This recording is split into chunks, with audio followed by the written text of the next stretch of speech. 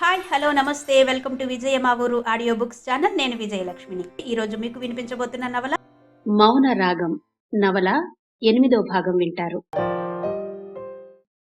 ఈ చీర ఎలా ఉందో నిజం చెప్పనా అండి? నాకు ఈ చీర కన్నా నా కోసం ఒక చీర కొనాలన్న ఆలోచన మీకొచ్చినందుకు చాలా సంతోషంగా ఉంది. మీ ఆలోచనల్లో నేనుంటే చాలు అని కోరుకునే నాకు ఇప్పుడు మిమ్మల్ని చూస్తుంటే ఎలా చెప్పాలో తెలియని ఆనందం అంటే ఇలాగే ఉంటుందనిపిస్తోంది అంది దేదీప్య దీపక్నే చూస్తూ. ఆ రాత్రి ఆ ఇద్దరి మధ్య గడిచిన మధురమైన క్షణాల్లోని మాధుర్యాన్ని వర్ణించడానికి ఎవరి వల్ల కాదేమో, మళ్లీ ప్రబంధ కవులు పుట్టాలేమో అనడానికి బయట కురుస్తున్న వెన్నెలే సాక్ష్యం. పక్క బంగళాలో అధునాతనమైన బెడ్రూంలో పడుకుని ఉన్న అభిరామ్కి నిద్ర రావడం లేదు. దానికి కారణం లాలిత్య సనుగుడే. తప్పదన్నట్టుగా భరిస్తూ అతను మౌనంగా ఉండే కొద్దీ చిన్న విషయానికి కూడా నోరెక్కువ చేసి బెదిరించడం అలవాటు చేసుకుంది. అభిరామ్కి ఆఫీసులో ఉన్నంతసేపు వర్క్ బిజీలో ఉండి ఏమీ అనిపించదు, కానీ ఇంటికొచ్చాక నరకం కనిపిస్తోంది. ఎవరికి చెప్పినా సర్దుకు పొమ్మంటారు. భార్యాభర్త అన్నాక అవన్నీ మామూలే అంటారు. ప్రపంచంలో 100% భార్యాభర్తలు ఇలాగే ఉన్నారంటున్నారు. అలా ఉంటేనే భార్యాభర్తలు అంటున్నారు. ఒకసారి ముడిపడ్డాక తెంపుకోవడం కూడా కష్టమే అంటున్నారు. అంతేకాని ఒక్కరు కూడా కరెక్ట్ సొల్యూషన్ చెప్పి ఇది నాయనా ఇలా బ్రతుకు అని చెప్పడం లేదు. బయట వెన్నెల బాగున్నట్టనిపించి ఆలోచిస్తూ బాల్కనీలోకి వెళ్లి నిలబడ్డాడు అభిరామ్. బాల్కనీలోకి వెళ్లి నిలబడిన అభిరామ్కి తొలిసారిగా దేదీప్య గుర్తొచ్చింది. ఫేర్వెల్ పార్టీ రోజు దేదీప్య అన్న మాటలు గుర్తొచ్చాయి.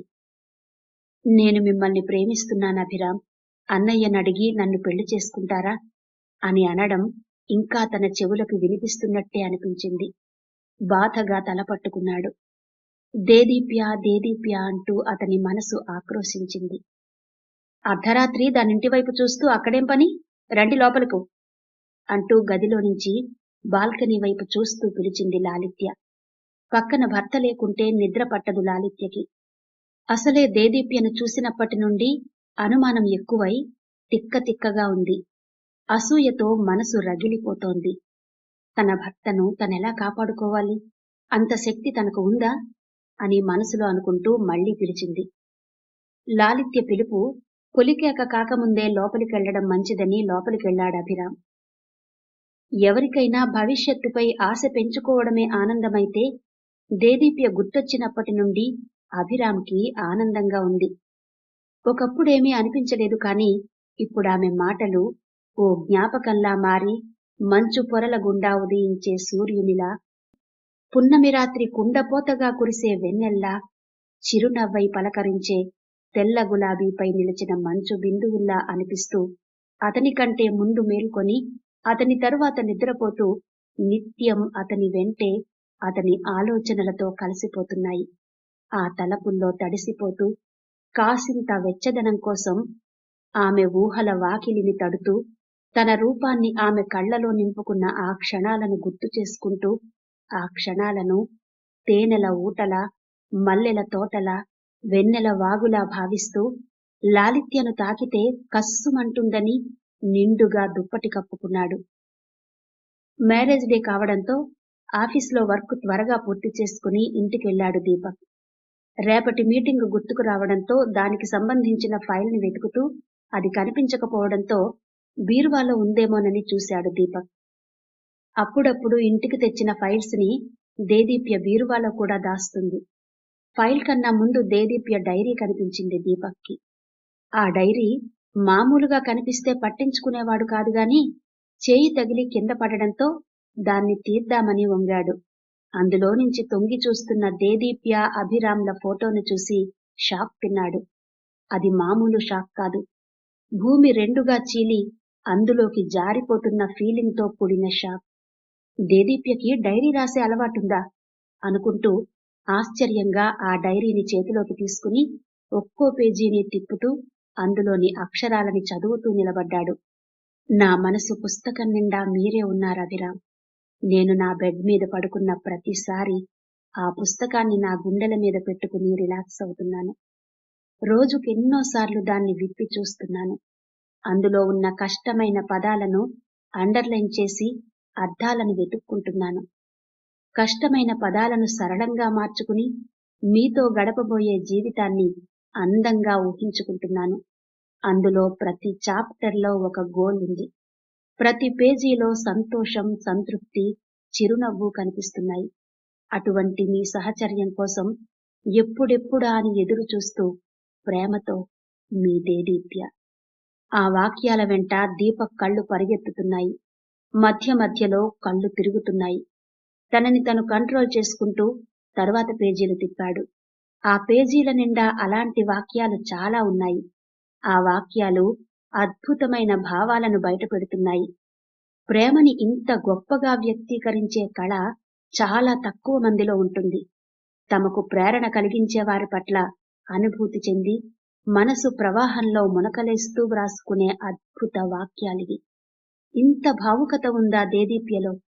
ఆ భావుకతనంతా పెళ్లి కాగానే హత్య చేసుకుని రసానుభూతి లేని జీవితం గడిపిందా?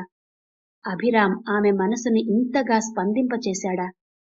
అతనికి మనసిచ్చి తనతో శరీరాన్ని పంచుకుందా? ఇంతకన్నా ఘోరం మరొకటి లేదని దీపక్ గుండె మండిపోయింది.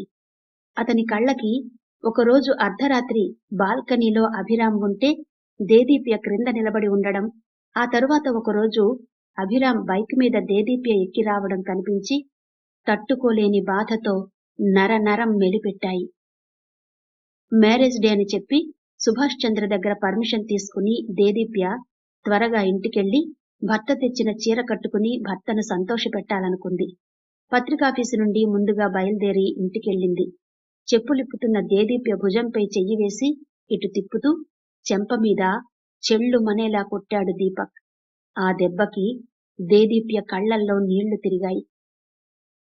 ఇన్నాళ్లు గుండె నిండగట్టుకుంటూ ఏ అనుభూతి లేకుండా ఆర్ద్రత లేని బ్రతుకును ప్రేమరాహిత్యంతో మొండిగా నెట్టుకొస్తున్న ఆమెకు ఈ అనూహ్య చర్యలో పెద్ద విశేషమేమీ కనబడకపోయినా ఏ తప్పు చేశానని ఈ శిక్ష తనకి అని అడగమని మనసు గింజుకుంది.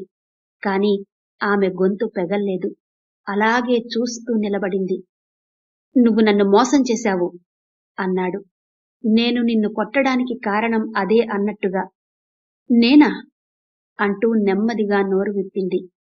ఏవి ఎరగందాన్లా ఏంటా ఎక్స్ప్రెషన్స్? ఇంకా నన్ను చీట్ చెయ్యాలనే చూస్తున్నావా అన్నాడు. అతని కళ్ళు నిప్పులు కక్కుతున్నాయి. చెట్టు తొర్రలోని అగ్ని చెట్టును దహించివేసినట్టు ఆ డైరీ అతని మనసును కాల్చివేస్తోంది. నేనేం చేశానండి? నన్నలా ప్రశ్నించే ముందు నిన్ను నువ్వు ప్రశ్నించుకో. నీలో నువ్వు ఆలోచించుకుంటూ కూర్చున్నప్పుడే అనుకున్నా ఇలాంటిదేదో నీ గతంలో ఉంటుందని. ఇప్పటికి బయటపడింది అన్నాడు. ఇప్పటికీ మీరేమంటున్నారో అర్థం కావడం లేదు అంటూ ఆలోచనగా తల వంచుకుంది. నటించేవాళ్లకి ఏం అర్థం కాదులే. నీ ప్రేమనే నువ్వు మర్చిపోతున్నావు. చిలక నవ్వు నవ్వుతూ సీతాకోక చిలుకను అభిరామ్ ముఖం మీద ఆడిస్తున్నావే, కనీసం ఆ ఫోటో అయినా గుర్తొచ్చిందా అన్నాడు. అప్రతిభురాలైంది దేదీప్య. నువ్వు అభిరామ్ని ప్రేమించినట్టు నాకెందుకు చెప్పలేదు అన్నాడు నిలదీస్తున్నట్టు. ఆమె నెమ్మదిగా తలెత్తి చూసింది. ఆ డైరీని అప్పుడెప్పుడో చీరమడతల్లో పెట్టి మర్చిపోయింది. అదిప్పుడిలా పైకి విసిరిన రాయిలా పైన పడుతుందని ఊహించలేదు. ఆ ప్రేమ కదిలిపోయిన ఓ మేఘంలా అనుకుందేగాని ఆ మేఘమే తిరిగొచ్చి ఇలా తడుపుతుందనుకోలేదు. పైగా ఆ రోజు అభిరామ్ తన ఆత్మవిశ్వాసాన్ని పెకిలించి వేసినప్పుడే ఆ ప్రేమను మరచిపోయింది. చూడు, ఎప్పుడో జరిగిపోయింది కదా అని మర్చిపోదామన్నా నిప్పుల్ని జేబులో పోసుకున్నట్టు ఆ అభిరామ్ మన ఇంటి పక్కనే ఉన్నాడు.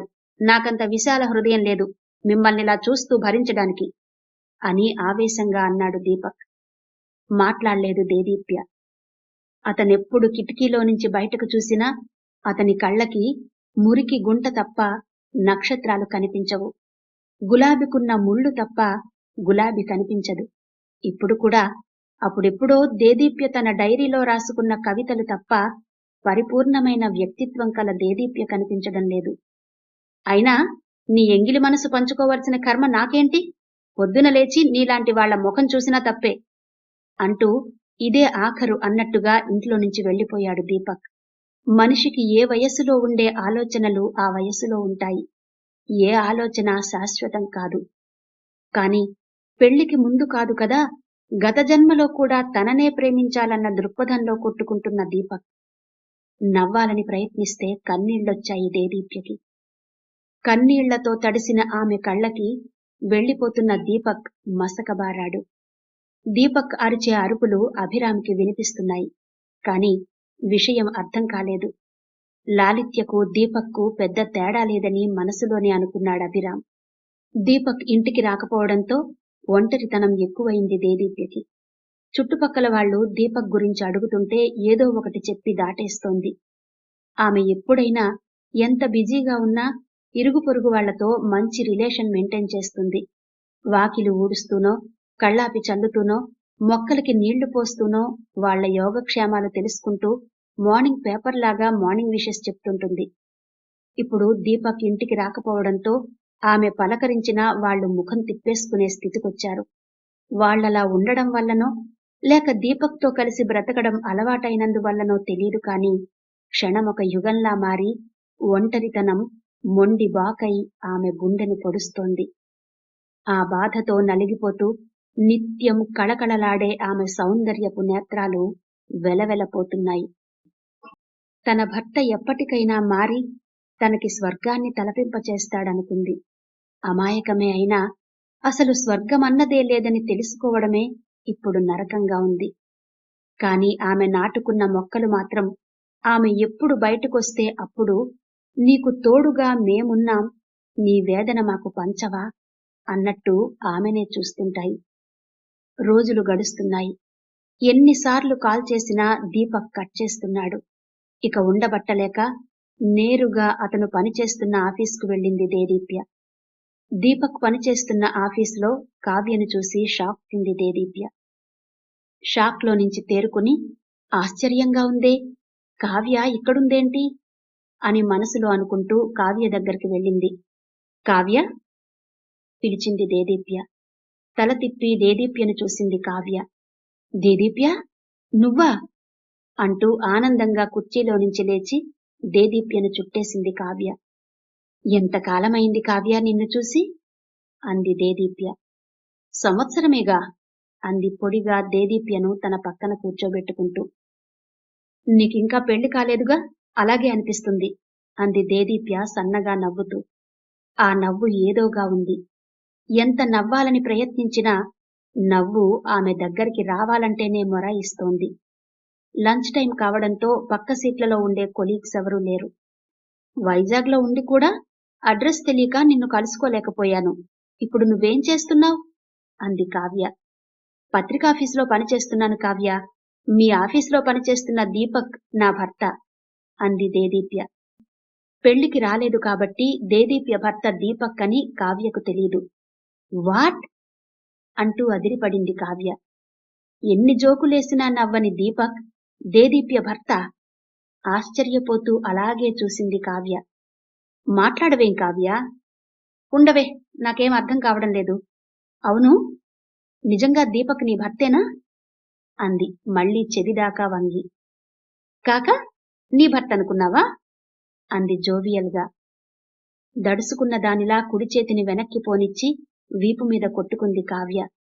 కావ్యను చూసి, ఇంకా నువ్వు అప్పటి కావ్యలాగే ఉన్నావు, ఏం మారలేదు, అదే నవ్వు అదే నవ్వించడం అంటున్న దేదీప్యకు ఏం గుర్తొచ్చిందో ఏమో కళ్ళు చెమర్చాయి. కావ్య గమనించింది. పెళ్ళయ్యాక ఏ అమ్మాయి అయినా హుషారుగా హ్యాపీగా ఉండాలి. కాని ఈ కళ్ళు తడవడమేంటి, ఈ నిర్లిప్తతేంటి, నాకైతే ఏం అర్థం కావడం లేదు అంది కావ్య. నేను చెప్పందే ఏమర్థమవుతుంది నీకు? ఆయన ఇంటికి రావడం మానేశారు అంది దేదీప్య బాధగా. ఎందుకు అంది వెంటనే కావ్య. వరంగల్ ఫోర్ట్ దగ్గర మన సీనియర్ అభిరామ్ని నన్ను కలిపి జ్యోత్స్న ఒక ఫోటో తీసింది. అది నా డైరీలో చూశాడు దీపక్. అప్పటి నుండి గొడవ పెట్టుకుని ఇంటికి రావడం మానేశాడు. ఫోటో అంటే అభిరామ్ని నువ్వు ప్రేమించావా? అవును అంటూ జరిగింది మొత్తం చెప్పింది దేదీప్య. తన పట్ల ఎలాంటి ఫీలింగ్స్ లేని వ్యక్తిని తన మనిషిలా భావించి, ఊహించి, ఆ వ్యక్తిపై తనకు కలిగిన భావాలను పదిలంగా తన డైరీలో ఎక్కించుకుని మురిసిపోవడం సిగ్గుగా ఉందని కూడా చెప్పింది. ఆ వ్యక్తిపై ఉన్న ఫీలింగ్స్ అన్నీ చచ్చిపోయి, భర్తే సర్వస్వం అనుకుంటూ కాపురం చేసుకుంటుంటే, ఇప్పుడు మళ్ళీ అభిరామ్‌ని నేను ప్రేమిస్తున్నట్టే భ్రమపడుతూ దీపక్ మాట్లాడిన మాటలకి తల తుంచేసినట్టయింది అంటూ తను పడ్డ నరకయాతన చెప్పింది. కానీ ఇప్పుడు దీపక్ తనకి కావాలి. దీపక్ లేకపోతే తనుండలేదు. దీపక్ అవసరం తనకి ఎంత ఉందో చెప్పింది. ఒకరి డైరీ చదవడం సంస్కారం కాదని దీపక్కు తెలీదా? అయినా గతంలో జరిగిపోయిన దాని గురించి వదిలేయకుండా, ఏం జరిగిందో చెప్పుకునే అవకాశం కూడా ఇవ్వకుండా, నిర్దయగా ఇంటికెళ్ళని దీపక్ మనస్తత్వం కావ్యకి నచ్చలేదు. అలాంటి దీపక్ కోసం ఏడుస్తూ ఇంటికి రమ్మని పిలవడం కోసం వచ్చిన దేదీప్యను చూస్తుంటే, బాగా చదువుకొని, సొంతంగా ఆలోచించగలిగి, సమున్నత వ్యక్తిత్వం కలిగిన గట్టి మనిషై ఉండి కూడా ఆత్మగౌరవాన్ని తాకట్టు పెట్టుకున్నట్టుగా ఉంది. దీపక్ ఇంటికి రాని విషయం మా అత్తగారితో చెప్పాలని వాళ్ళ ఊరెళ్ళాను కావ్య. ఆమె నాకు మాట్లాడే అవకాశం ఇవ్వలేదు. వాళ్ళబ్బాయికి నా వల్ల మనశ్శాంతి లేదట. ముఖం మీదే చెప్పింది. ఆమెను చూస్తుంటే నాకు మళ్ళీ వాళ్ళ ఊరెళ్ళే అవకాశం రాదనిపిస్తుంది అంది దేదీప్య. దేదీప్య సహనం ముందు సముద్రం కూడా చిన్నగా అనిపించింది కావ్యకి. దేదీప్య, నిన్ను చూస్తుంటే జాలిపడాలో బాధపడాలో అర్థం కావడం లేదు అంది కావ్య. ఏదో ఒకటి పడాలిగా, ఏదీ పడంది ఈ జీవితాన్ని ఎలా నెట్టుకొస్తాం అంది ఆలోచనగా తన చేతివేళ్ల వైపు చూసుకుంటూ. ఎంతో జీవితాన్ని చూసిన జ్ఞానిలా అనిపిస్తున్న దేదీప్యను చూస్తూ, దీపక్ ఈ మధ్యన సరిగ్గా ఆఫీస్కు రావడం లేదు దేదీప్య. వచ్చినా మూడీగా ఉంటున్నాడు. ఈరోజు కూడా ఆఫీస్కు రాలేదు అంది కావ్య. దేదీప్యకి ఏం చెయ్యాలో తోచక, సరే నేను వెళ్ళొస్తా కావ్య అంటూ లేచింది. ఇంటికొస్తున్న దేదీప్యను గేటు దగ్గర నిలబడి ఉన్న యశోధర చూసింది. చూడగానే, అన్నయ్య కాల్ చేశాడు దేదీప్య. దీపక్ సెల్కి ఎన్నిసార్లు కాల్ చేసినా లిఫ్ట్ చెయ్యట్లేదట. నీ సెల్ స్విచ్ ఆఫ్ అని వచ్చిందట అంది యశోధర. నా సెల్కి ఛార్జింగ్ అయిపోయిందాంటీ అంది దేదీప్య. యశోధర మాట్లాడలేదు. ఆంటీ అంది దేదీప్య. చెప్పు దేదీప్య అంది యశోధర. దీపక్ ఇంటికి రాని విషయం అన్నయ్యతో చెప్పకండి. చెప్తే అన్నయ్య బాధపడతారు. నా జీవితం ఇంకా ఎన్ని మలుపులు తిరగనుందో. అయినా దీపక్ ఇంటికొస్తాడన్న నమ్మకం నాకుంది అంది దేదీప్య. ఆ మాటతో యశోధర ఇంకేం మాట్లాడకుండా నెమ్మదిగా దేదీప్య భుజం తట్టి ఆగిపోయింది. ఆశ ఎక్కడ ఉంటే జీవితం అక్కడ ఉంటుంది. ప్రతి విషయంలో మంచిని చూసే స్వభావం గల దేదీప్యను ఇప్పుడు ఆ ఆశే నడిపిస్తోంది. ఎవరికైనా ఆశ లేకుంటే ప్రాణం అణగారిపోతుంది. ఆశ ఉండాలి, లేకుంటే గుండె కూడా బద్దలవుతుంది కొన్నిసార్లు. తెల్లవారింది. పత్రికాఫీసుకు వెళ్ళింది దేదీప్య. గుడ్ మార్నింగ్ సార్ అంటూ సిస్టం ముందు కూర్చొని ఉన్న సుభాష్ చంద్రను పలకరించింది దేదీప్య. గుడ్ మార్నింగ్ దేదీప్య అన్నాడు స్క్రీన్ మీద నుండి తన దృష్టిని మరల్చకుండానే. దేదీప్య అక్కడే నిలబడింది. ఆ రోజు మనం మన పేపర్ని న్యూ మోడల్లో డిజైన్ చేశాంగా, ఆ ఫైల్ ఏ నేమ్తో సేవ్ చేశాం? ఎంతకీ ఓపెన్ అవడం లేదు అంటూ దేదీప్య వైపు చూశాడు. ఆయన దానికోసం చాలాసేపటి నుండి ట్రై చేస్తున్నట్టు ఆయన్ని చూస్తేనే తెలిసిపోతుంది. నేత్ర నేమ్లోనే సేవ్ చేశాం సార్. ఏది ఒకసారి ట్రై చేయండి అంది దేదీప్య సిస్టం వైపు చూస్తూ. ట్రై చేశాడు సుభాష్ చంద్ర. వెంటనే అది ఓపెన్ అయింది. ఆయన ముఖం వెలిగిపోవడం దేదీప్య గమనించింది. అక్కడిక తన అవసరం లేకపోవడంతో ఎప్పట్లాగే వెళ్లి తన సీట్లో కూర్చుంది. యూకే వెళ్లి వచ్చినప్పటి నుండి దేదీప్యకి పని పెరిగింది, బాధ్యత పెరిగింది. ఒక్క సెకండ్ తన గురించి తను ఆలోచించుకునేంత టైం కూడా ఆమెకు మిగలడం లేదు. పని పట్ల ఆమె అంకిత భావం చూసి పత్రిక భవిష్యత్తును అంచనా వేసుకోసాగాడు సుభాష్ చంద్ర. సార్, లంచ్ చేద్దాం రండి అంటూ వినయంగా ఆప్యాయంగా పిలిచింది దేదీప్య. రోజు అలాగే పిలుస్తుంది. పలకలేదు సుభాష్ చంద్ర. లంచ్ చేద్దాం రండి సార్ మళ్లీ పిలిచింది. ఈసారి సుభాష్ చంద్ర పలకకపోవడం చూసి దగ్గరగా వెళ్ళింది. సిస్టంను సుభాష్ చంద్రను మార్చి మార్చి చూసింది. సిస్టంలో ఏం చూస్తున్నారు సార్ అంటూ సుభాష్ చంద్ర కూర్చున్న చైర్ మీద చెయ్యి వేసి సిస్టం వైపు చూడసాగింది. ఆమె చేయి చైర్ని తగలగానే సుభాష్ చంద్ర ఆ చైర్లో నుంచి పక్కకు ఒరిగాడు. జీవం లేనట్టు పక్కకి ఒరిగిన సుభాష్ చంద్రను చూడగానే దేదీప్య గుండె జల్లుమంది.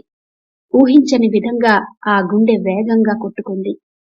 బాయ్ అంటూ ఆఫీస్ బాయ్ కోసం పెద్దగా పిలిచింది. ఎవరూ లేరక్కడ. పరిగెత్తుకుంటూ బయటకొచ్చింది. లంచ్ చేస్తున్న కొలీగ్స్ అందర్నీ వెంటబెట్టుకుని సుభాష్ చంద్ర ఛాంబర్లోకి పరిగెత్తుతున్నట్టే వెళ్ళింది. ఆమె ఒళ్లంతా భయంతో వణుకుతోంది. అప్పటికే సుభాష్ చంద్ర చనిపోయినట్టు నిర్ధారణ అయింది.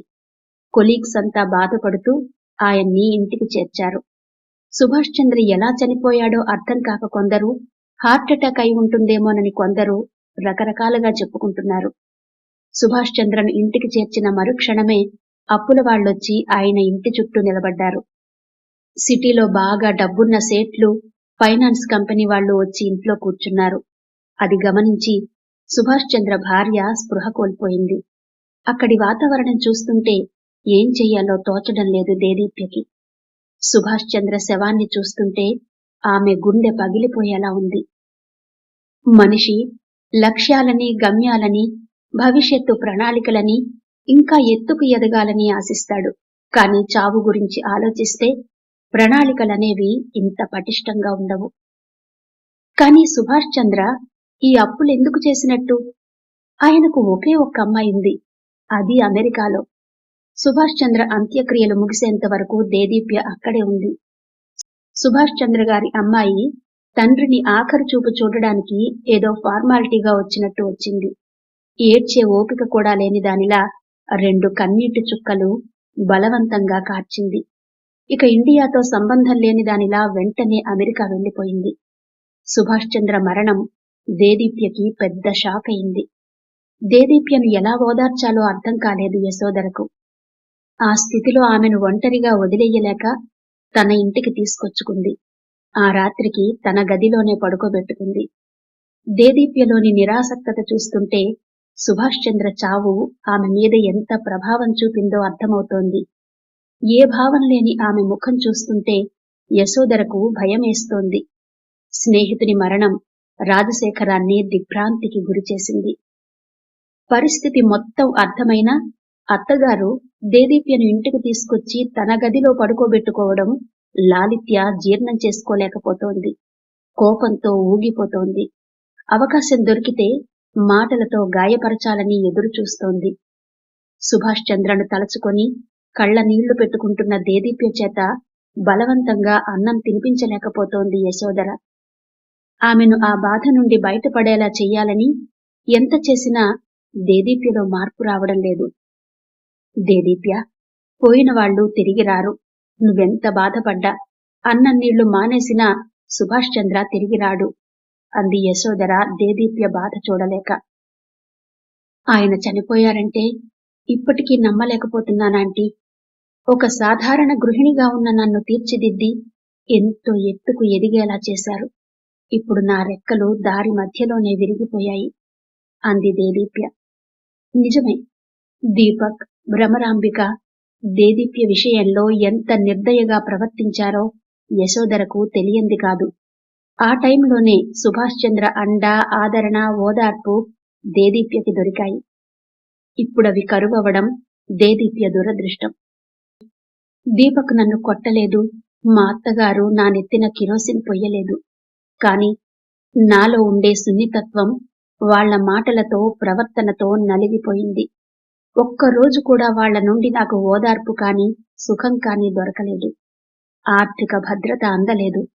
అప్పుడు నా మనసు ఏడుస్తుంటే నన్ను నేను ఓదార్చుకునే స్థాయికి సుభాష్ చంద్ర తీసుకెళ్లారు. ఇప్పుడాయన లేకపోవడంతో నా నవనాడులు పనిచేయడం మానేశాయి అంది దేదీప్య. నాకు తెలుసు దేదీప్య, సుభాష్ చంద్ర నీడలో మొలచి ఎదిగిన మొక్కవు నువ్వు. ఆయన లేకపోవడం నీకు తీరని లోటు. ఇది నీకు పరీక్ష అనుకో, శిక్ష అనుకోకు. ఏంటాంటీ అడుగడుగునా నాకీ పరీక్షలు? నువ్వు పత్రికాఫీసుకు వెళ్ళు దేదీప్య. ఇలాగే ఉంటే నీ మనసు ఇదే ఆలోచిస్తూ బాధపడుతుంది అంది యశోదర. ఇంకెక్కడి ఆఫీస్ ఆంటీ, అప్పుల వాళ్ళు పత్రికను వేలం వేస్తామంటున్నారు. ఇక ముందు నాకు ఆ పని కూడా లేకుండా పోయింది. ఉన్న ఆ ఒక్క ఆధారం కూడా ఇప్పుడు లేదు నాకు అంది బాధగా. దేదీప్యను ఆ స్థితిలో చూస్తుంటే బాధగా ఉంది. దీపక్ ఇంటికి రాక, చేతిలో పని లేక ఇక ముందు దేదీప్య ఎలా బతకాలి? ఆలోచిస్తూ స్నానం చెయ్యాలని వెళ్ళింది యశోధర. అత్తగారు బాత్రూంలో స్నానం చేస్తున్న టైం చూసి ఇదే మంచి అవకాశం అన్నట్టుగా కిందికి దిగింది లాలిత్య.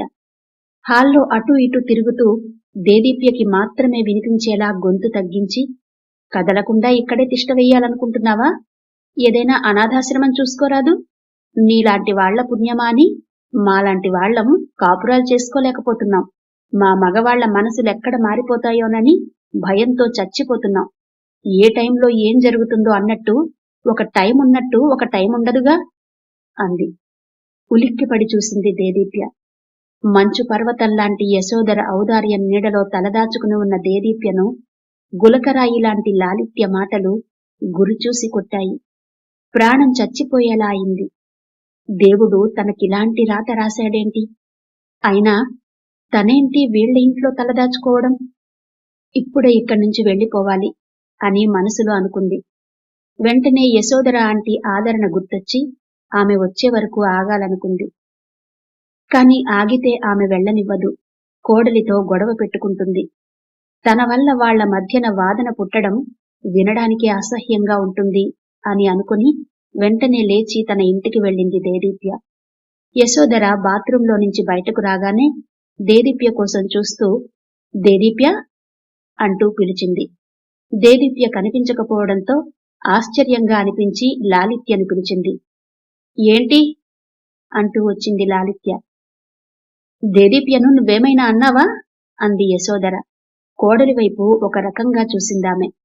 అత్తగారి చూపులు తట్టుకోలేని దానిలా అన్నాను, ఏం తప్ప అంది లాలిత్య. ఏమన్నావ్ అంది అసహనంగా యశోధర. అవన్నీ మీకు చెప్పాలా? నా నోటికి ఏదొస్తే అదన్నాను అంది లాలిత్య. షాక్ తింది యశోధర. బాధలో ఉన్న మనిషిని అర్థం చేసుకోకుండా నోటికొచ్చినట్టు మాట్లాడి వెళ్లగొడతావా? ఆ అమ్మాయి నీకేం అడ్డొచ్చింది అంది యశోధర. ఏమొచ్చిందో మీకు తెలుసా? ఎంతసేపు ఆవిడిగారిని వెనకేసుకురావడమే కాని ఇంట్లో ఓ మనిషిని నేను ఉన్నానన్న ధ్యాస ఉందా మీకు? ఎప్పుడైనా నన్ను మీరు పట్టించుకున్నారా? ఎప్పుడు చూసినా బయటికెళ్లి మహిళాభ్యుదయం అంటూ మాట్లాడతారు. కాని ఇంట్లో ఉన్న నాతో ఏనాడైనా 4 మాటలు మాట్లాడారా? ఇదిగో ఇప్పుడు కూడా నన్ను ముద్దాయిని చేశారు. దేదీప్యను కౌగిలించుకుంటున్నారు. మీరేం అత్తగారండి? ఇలాగేనా అత్తగారంటే ఉండేది అంటూ గుక్క తిప్పుకోకుండా మాట్లాడింది లాలిత్య. యశోధర నివ్వెరపోయి చూసింది. ఏ సందర్భంలోనైనా ఎదుటి మనిషిని దోషిని చేసి నిలబెట్టగలిగే సత్తా ఉన్న లాలిత్య మాటలు చెప్పులో రాయిలా అనిపించి యశోధర మస్తిష్కాన్ని రంపపు కోత కోశాయి. మీరేమో ఆమె బాధలో ఉందని తెచ్చి ఇంట్లో పెట్టుకున్నారు. మీ కొడుకేమో ఆమెను ఆరాధిస్తున్నారు. అసలు నేను ఇంట్లో ఉండాలా వద్దా అంది లాలిత్య. మాట్లాడే ముందు ఆలోచించాలన్న కనీస జ్ఞానం కూడా లేదా నీకు అంది యశోధర కోపాన్ని ఆపుకోలేక. ఆ మొగుడొదిలేసిన దాన్ని వెనకేసుకు వస్తూ నాకు జ్ఞానం లేదంటారా? ఉండండి, మీ పని చెప్తా అంటూ యశోధర వైపు చూపుడు వేలు చూపించి బెదిరిస్తూ పైకెళ్ళింది. యశోధరకేం అర్థం కాలేదు. ఇంటి కోడలని ఎంత సర్దుకుపోతున్నా లాలిత్య ఆగడాలను భరించలేకపోతోంది. కొద్దిసేపటి తర్వాత నాకు జ్ఞానం లేదన్నారుగా, మీరంతా తెలివైన వాళ్ళు, నేనెందుకు మీ మధ్యన? చచ్చిపోతున్నాను అంటూ ఏదో మింగిన దానిలా గొంతు పట్టుకుని ఊపిరాడనట్టు కీచుగా అరుస్తూ క్రిందికి దిగింది లాలిత్య. ఆ మాటలు వినగానే భయంతో వణికిపోతూ ఏమైంది లాలిత్య అంటూ దగ్గరకొచ్చింది యశోధర. దగ్గరకు రాకండి, మీరింక హాయిగా ఉండండి, నేను విషం తాగాను అంది లాలిత్య గొంతు దగ్గర నుండి చేతులు తీయకుండా అలాగే పట్టుకుని. వెంటనే అభిరామ్ని కేకేసింది యశోధర. తల్లి కేక విని హడలిపోయాడు అభిరామ్. వెంటనే వచ్చాడు. లాలిత్య చేష్టలు, తల్లి ముఖంలో కంగారు చూసి ప్రమాదాన్ని గుర్తించాడు. వెంటనే హాస్పిటల్కి వెళ్లాలని కారు బయటకు తీశాడు. హాస్పిటల్ లోపలికి వెళ్ళాక యశోధర వెళ్లి డాక్టర్ గారితో మాట్లాడింది. వెంటనే లాలిత్యను తీసుకెళ్లి ఒక గదిలో పడుకోబెట్టారు. పైపులు, సెలైన్ బాటిల్ తెచ్చి లాలిత్య చుట్టూ నర్సులు నిలబడ్డారు. లాలిత్య ఎంత గింజుకుంటున్నా వదలకుండా, కాళ్ళు చేతులు కదలకుండా యశోధర, నర్సులు పట్టుకున్నారు. డాక్టర్ పైపు ద్వారా లాలిత్య కడుపులోకి మెడిసిన్ పంపించారు. అప్పటి వరకు ఊపిరాడనట్టున్న లాలిత్య ఒక్కసారిగా లేవడానికి ప్రయత్నిస్తూ గింజుకుంది. నేనేం తాగలేదు, నన్ను వదిలేయండి అంటూ అరవడం మొదలుపెట్టింది. అలాగే మాట్లాడతారెవరైనా అని ఆమె మాటల్ని పట్టించుకోలేదు డాక్టర్. నర్సులు వాళ్ల పని వాళ్లు చేసుకుపోతున్నారు. లాలిత్య అరుస్తోంది, కేకలేస్తోంది. నన్నేం చెయ్యకండి, నేనేం తాగలేదు అంటోంది. అయినా వాళ్ళామెను వదల్లేదు. నా కోడల్ని బ్రతికించు దేవుడా అని మనసులో దేవునికి మొక్కుకుంది యశోధర. అభిరామ్ మాత్రం ఏంట్రా నాకీ కర్మ అనుకుంటూ వాళ్ళ అత్తగారికి మామగారికి ఉన్న పళంగా బయలుదేరి రమ్మంటూ ఫోన్ చేశాడు. లాలిత్య అరుపులతో కేకలతో హాస్పిటల్ మొత్తం దద్దరిల్లుతోంది. నేనేం తాగలేదని చెప్తుంటే అర్థం కాదా మీకు? నిజంగానే డాక్టర్, నేనేం తాగలేదు, ఏదో మా అత్తగారిని భయపెట్టాలని అలా చేశాను అంటూ డాక్టర్ని బ్రతిమాలింది. హాస్పిటల్ కారిడార్లో తిరుగుతున్న వాళ్ళు ఏమైంది అని అడుగుతుంటే యశోధరకు సిగ్గుగా ఉంది. ఏం చెప్పాలో తెలియక తల ఉంచుకుంది. అభిరామ్ పరిస్థితి కూడా అలాగే ఉంది. అప్పుడే అక్కడికి వచ్చిన రాజశేఖరంకి ఈ కథంతా గందరగోళంగా అనిపించింది.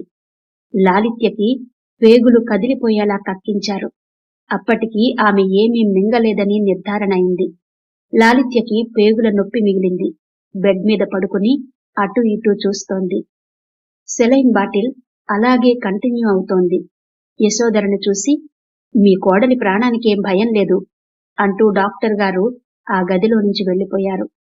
నర్సొచ్చి ఇంజెక్షన్ ఇవ్వడంతో ప్రశాంతంగా నిద్రపోతోంది లాలిత్య.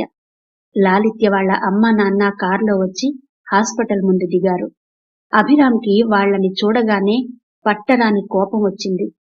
ఏదో అనబోయే లోపలే అభిరామ్ చెయ్యి పట్టి ఆపుతూ వాళ్లను లాలిత్య ఉండే గదిలోకి తీసుకెళ్లింది యశోధర. సమయం సందర్భాన్ని బట్టి కోపతాపాలు ప్రదర్శించాలన్నది ఆమె అభిప్రాయం. కూతుర్ని చూడగానే కదిలి కదిలి ఏడ్చింది లాలిత్య తల్లి అరుణాదేవి.